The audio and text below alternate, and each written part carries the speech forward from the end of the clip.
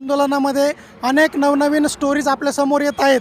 अशीच एक स्टोरी आता आपल्या समोर आलेली आहे, ती म्हणजे बैलगाडींच्या प्रवासामधून हे आंदोलक मुंबईला पोहोचणार आहेत. तर त्यांची प्रतिक्रिया आपण आता घेऊया. नमस्कार. चिरके पाटील, शिंदे पाटील आणि सुंबे पाटील राहणार आंबेवाडी सालेवडगाव तालुका आष्टी जिल्हा बीड येथून आम्ही आमचा तब्बल तिसरा दिवस आहे. 350 किलोमीटर अंतर पार करून आम्ही मुंबईला कूच करायला निघालो आहोत आणि सरकारला जाग येण्यासाठी आम्ही स्वतः आमची कुणबी जात काय आहे ही दाखवण्यासाठी आम्ही मुंबईला निघालेलो आहे. ते पण प्रत्यक्ष दर्शन व्हावं म्हणून आम्ही सादरीकरण हे प्रत्यक्षातच करणार आहोत.